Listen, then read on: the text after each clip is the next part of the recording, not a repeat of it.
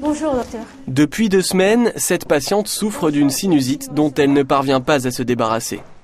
Lors de sa dernière consultation chez son généraliste, ce dernier a donc décidé de l'envoyer voir un spécialiste. Ça a commencé par un mauvais goût dans la bouche.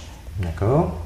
Ensuite, j'ai senti des écoulements dans ma gorge. D'accord. Que je crachais, qui étaient pas beaux, purulents. D'accord. Et puis la fatigue s'est installée, la douleur est arrivée. Donc vous avez eu une douleur, vous avez eu un écoulement à l'arrière. Est-ce que vous avez mouché?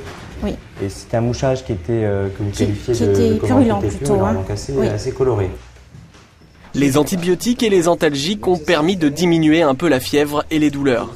Mais du côté des écoulements, aucune amélioration en vue. Un scanner lui a donc été prescrit. Le sinus maxillaire droit est complètement opaque, hein, c'est-à-dire qu'il est complètement grisé par rapport au sinus contralatéral qui est plein d'air, c'est-à-dire l'air est noir sur le scanner. On devine qu'il y a un petit granulome qui provient d'une dent et donc on pourrait effectivement penser que cette sinusite est d'origine dentaire. Les dents qui sont responsables de sinusite, vous avez donc les prémolaires et les molaires qui sont en contact avec le fond du sinus. Donc les racines de ces dents-là peuvent envoyer donc des bactéries dans le sinus et donc être à l'origine de cette sinusite. Pour confirmer les images du scanner, le médecin va maintenant procéder à une nasofibroscopie. L'examen consiste à aller explorer l'intérieur des cavités nasales. La sensation n'est pas très agréable, alors une petite anesthésie locale est pratiquée à l'aide d'un spray. On va regarder maintenant le côté droit, donc vous laissez bien faire. Donc là on devine donc le cornet moyen, la cloison nasale à droite.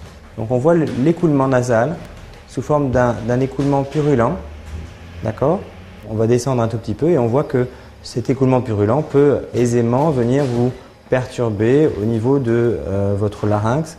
Si le traitement antibiotique associé aux soins de la dent infectée fonctionne, la sinusite devrait être guérie d'ici 2 semaines.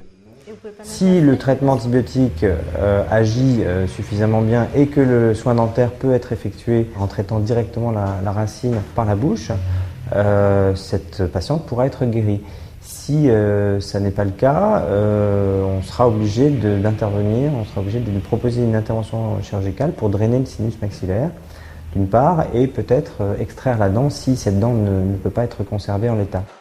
Prochain rendez-vous dans 15 jours, le temps nécessaire pour déterminer si le traitement s'est avéré efficace.